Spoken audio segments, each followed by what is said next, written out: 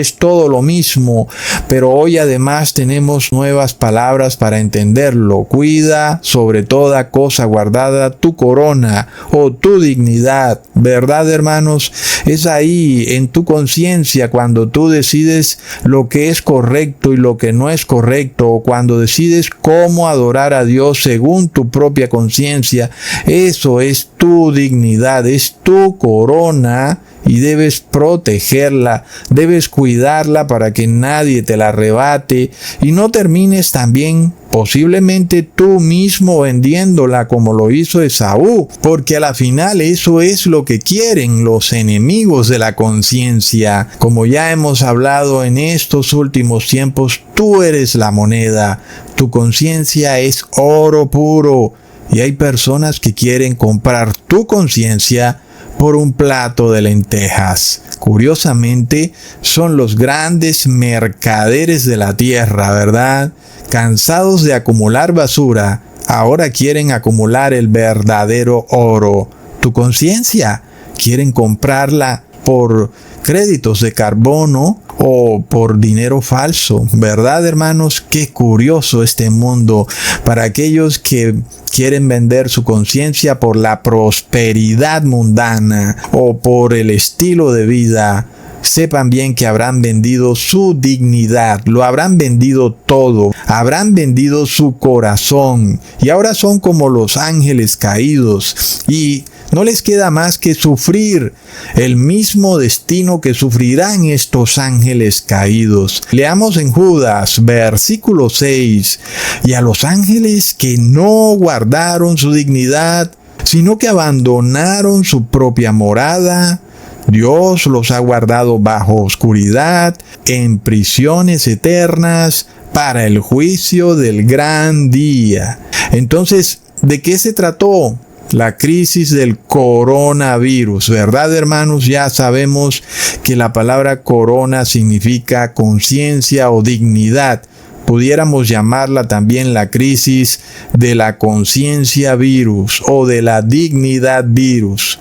Y lo que estaba en juego no era realmente si contraías un virus o no, sino si vendías tu dignidad o si vendías tu corona. Ya sabemos cómo estuvo eso. Primero te quisieron dar una pizza, luego hamburguesas con papas fritas, luego cerveza, luego como eso no hizo efecto, entonces te quisieron dar hasta dinero. Finalmente te dijeron o lo recibes o no puedes operar en la sociedad. Y luego inclusive llegaron al punto a decirte que no ibas a poder trabajar ni viajar a menos que vendieras tu conciencia. ¡Plop, hermanos! Y esto se repite, lo sabemos, ¿verdad?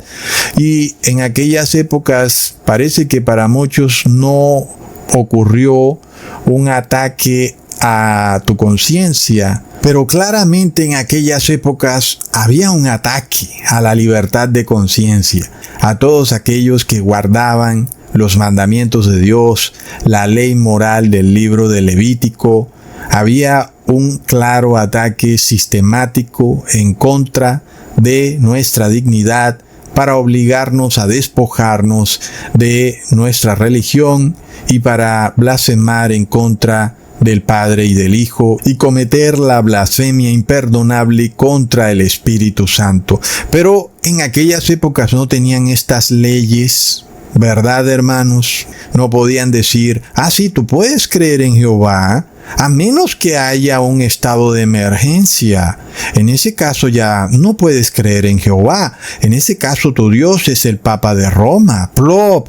Hermanos amados, hasta ahora a ti te podían solo condenar por parte del Estado, por supuesto, si le hacías daños a terceros, como es apenas obvio que debe ser así, o si no pagabas impuestos, o si cometías infracciones de tránsito, pues es correcto que te condenen o te envíen a la cárcel o te obliguen a pagar alguna multa.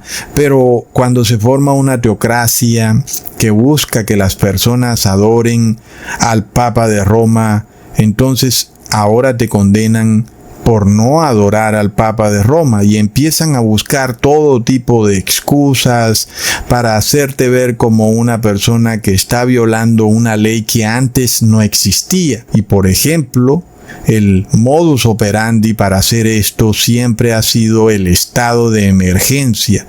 Ha ocurrido algo sin precedentes, excusatón, y sabes, tenemos esta ley en la que tú no puedes ejercer tu religión así nada más.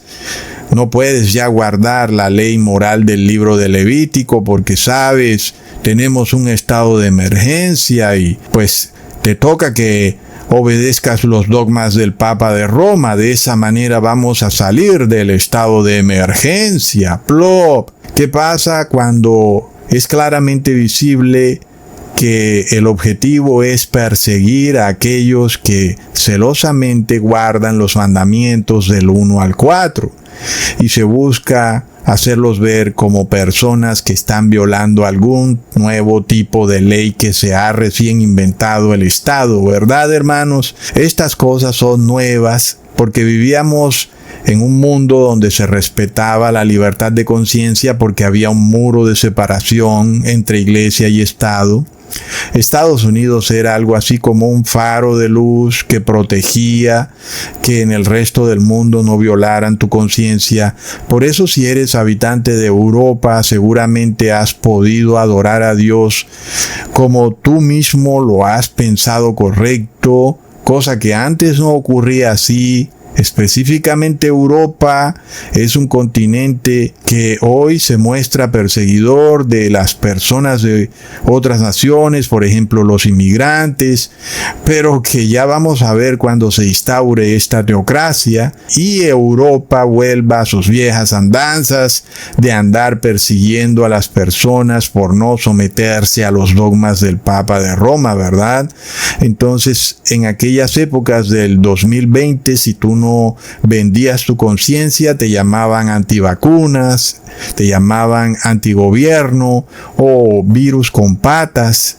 Son de alguna manera nombres bastante peyorativos para alguien que no estaba haciendo nada incorrecto, ¿verdad? Pero en esa época no teníamos este tipo de enmiendas de la supuesta libertad religiosa y tampoco se había derrumbado del todo este muro de separación entre iglesia y Estado, ¿verdad, hermanos? Pero ya vemos lo que va a ocurrir en mayo 17. Donald Trump ya está pasando decretos de oración.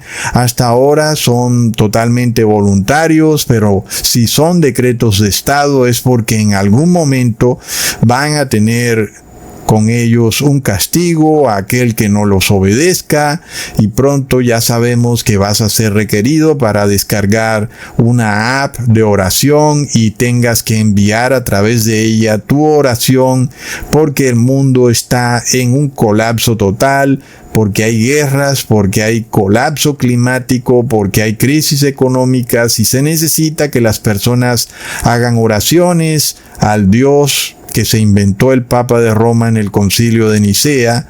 De otra manera, nuestro mundo va a colapsar por completo, ¿verdad, hermanos? Plop. Leamos en Génesis capítulo 1, versículo 27. Y creó Dios al hombre a su imagen, a imagen de Dios lo creó, varón y hembra los creó. Miremos lo bello de la creación de Dios, porque Dios creó al ser humano a su imagen. Y en el fin de los tiempos vamos a tener dos tipos de seres humanos. Los primeros son aquellos que van a volver a esa creación y quieren restaurar en ellos la imagen de Dios. Quieren ser como Jesús y quieren ser una imagen perfecta de Dios. Pero la mayoría de habitantes que son los segundos, estos van a hacer una imagen exacta de la bestia, recontra plop. Ahí tenemos los dos habitantes de los tiempos finales que son el trigo y la cizaña en su mismo orden. Entonces aquellos que son una imagen perfecta de Dios son quienes a través de su libertad de conciencia escogen hacer el bien, sabiendo y conociendo cuál es el mal, ¿verdad, hermanos? De esa forma son personas que voluntariamente adoran a Dios en espíritu y en verdad. porque son personas que saben cuál es el mal, pero deciden hacer el bien. Y ya sabemos que hacer el bien es guardar la ley de Dios. Pero tenemos a la cizaña, a los que hacen una imagen exacta de la bestia, y estos conocen el bien, pero deciden hacer el mal. Conocen la ley de Dios, pero prefieren obedecer mandamientos de hombres, y es ahí cuando estas personas han vendido por completo su dignidad, porque lo han hecho como una especie de transacción en donde reciben dinero a cambio o un permiso para operar en la sociedad, y en ese momento han entregado su corona, han vendido su dignidad. Es de locos, hermanos, pero es realmente una transacción que se está presentando desde el 2020, que está ahí. Las personas voluntariamente están vendiendo su dignidad, y esto no va a parar hasta que todo se decida muy pero muy pronto. Ya hemos estudiado que quienes venden su dignidad voluntariamente, pues reciben una marca en la frente, y los que venden su dignidad por miedo o a la fuerza son quienes reciben una marca en la mano derecha. Ahora no olvidemos esto, que el Papa de Roma odia el nombre Jehová, el cual inclusive el Vaticano mandó a sacar de todos sus libros y literatura. Pero ¿por qué el Vaticano odia el nombre Jehová? ¿Verdad, hermanos? Y es porque Jehová nos revela que Jesús fue quien entregó los mandamientos de Dios a Moisés, porque este es uno de sus caballitos de batalla, porque como ellos tienen este Dios trinitario, y a Jesús lo hacen ver como un Dios bacano o chévere, y al Padre lo hacen ver como un Dios inflexible y totalmente intransigente. Pero resulta que Jesús es quien escribió los mandamientos de Dios en las 2 tablas de piedra, y Jesús es quien se los entregó a Moisés, de manera que no se puede decir que los mandamientos de Dios son unos y los de Jesús son otros. Leamos en Juan capítulo 14, versículo 15. Si me amáis, guardad mis mandamientos. La mayoría de cristianos piensan que los mandamientos de Jesús son amar, el amor, ¿verdad, hermanos? Pero Jesús nos está mostrando que sus mandamientos son los que Él escribió en esas 2 tablas de piedra, y Él mismo se las entregó a Moisés.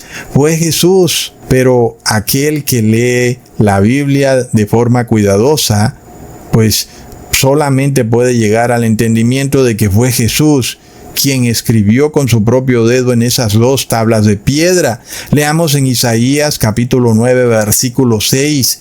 Porque un niño nos es nacido, hijo nos es dado, y el principado sobre su hombro, y se llamará su nombre admirable, consejero, Dios fuerte, Padre eterno, príncipe de paz. Aquí hay varias cosas bastante curiosas, hermanos, porque muchos dicen, mira, Cusatón, aquí tenemos a Jesús, y el otro Jehová que se menciona en la Biblia no es Jesús.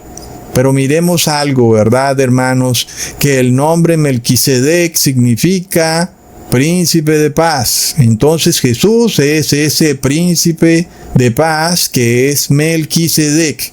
Es ese niño que nos es nacido. Pero además, no olvidemos también esto, hermanos,